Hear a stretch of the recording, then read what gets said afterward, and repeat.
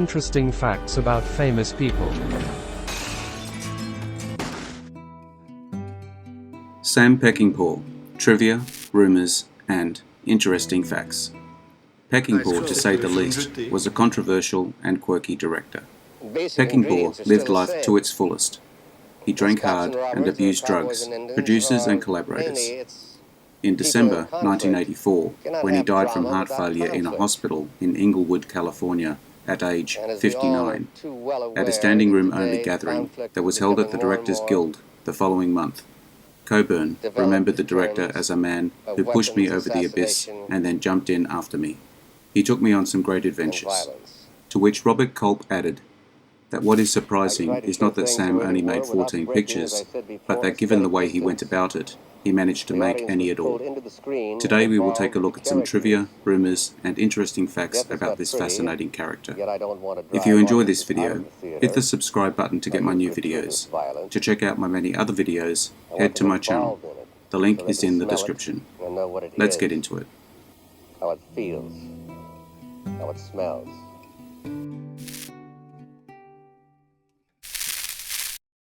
Peckinpah wrote his scripts by hand in his nearly illegible scribble. Only 2 women were ever employed as his secretaries, because they were the only ones who could transcribe his terrible handwriting. Ada Lupino hired him to work on her series, Mr. Adams and Eve, 1957, after she found him living in a shack behind her property. He paid her back by casting her in Junior Bonner, 1972, some years later. He was attached to direct Jeremiah Johnson, 1972, with Clint Eastwood starring. However, after Peckinpah and Eastwood did not get along, Peckinpah left the project and Eastwood decided to make Dirty Harry, 1971, instead. Was originally offered to direct Superman, 1978, but dropped out of the running when he produced a gun during a meeting with Ilya Salkind. In an interview with Jim Silk, Peckinpah listed the following as his favourite films, just to name a few. The Treasure of Sierra Madre, 1948, which he called possibly the finest motion picture ever made. Laurence Olivier's Hamlet, 1948. La Dolce Vita, 1960. On the Waterfront, 1954. John Ford's Tobacco Road, 1941.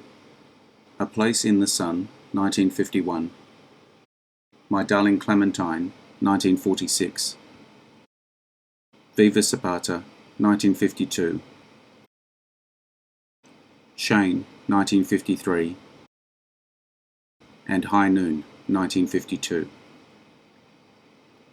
At the time of his death, Peckinpah was in pre-production on an original script by Stephen King entitled The Shotgunners. He wanted to direct Deliverance, 1972. When John Borman secured the rights, Peckinpah directed Straw Dogs, 1971, instead. He died on the same day his wife, Begoña Palacios, was having her 44th birthday. They married 3 times. His ultra-violent style was parodied by Monty Python's Flying Circus, 1969, in the sketch Sam Peckinpah's Salad Days, in which a lovely day out for an upper-class English family turns into a blood-soaked orgy of severed limbs and gushing wounds. Peckinpah reportedly loved this sketch and enjoyed showing it to his friends and family. Was offered the chance to direct King Kong, 1976, but turned it down. He wanted to direct The Gauntlet, 1977, with Chris Christopherson as the male lead. He regarded The Ballad of Cable Hogue, 1970, as his favourite film of his own. Often when asked to speak about his work, he brought a print of this film to show, instead of one of his more famous works. Was voted 32nd greatest director of all time by Entertainment Weekly. He has directed 2 films that have been selected for the National Film Registry by the Library of Congress as being culturally, historically or aesthetically significant. Ride the High Country, 1962, and The Wild Bunch, 1969. He has also appeared in one film that is in this registry, Invasion of the Body Snatchers, 1956. Was originally scheduled to direct Triumphs of a Man Called Horse, 1983, at the behest of star Richard Harris. Both had previously worked together on Major Dundee, 1965. Due to Peckinpah's unofficial blacklist after his erratic behaviour whilst directing Convoy, 1978, he was later replaced by John Ho.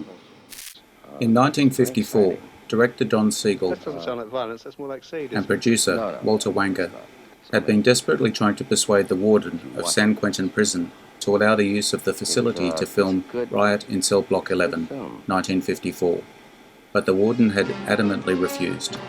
After the final meeting in the prison, when the warden had said there was nothing Siegel or Wanger could do to persuade him to allow filming there, Siegel turned to speak to Peckinpah, who at the time was his assistant.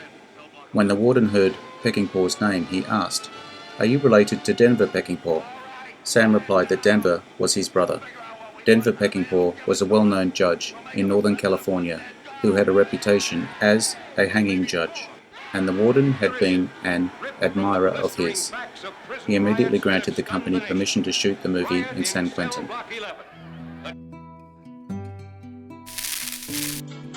The last projects he directed were 2 music videos for John Lennon's son, Julian Lennon.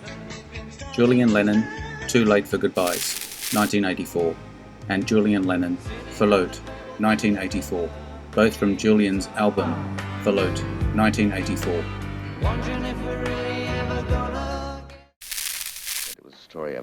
Drank up to 4 bottles of whiskey or vodka a day. No, actually it does. I have Deanna Durbin coming in with Shirley Temple as German soldiers, and they do a little number, and it's good.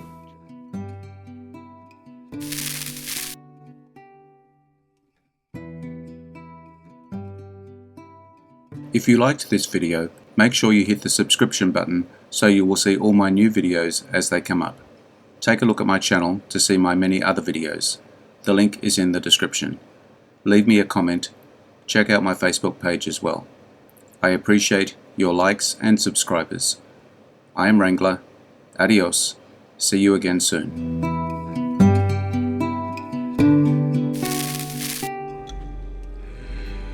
Interesting facts about famous people.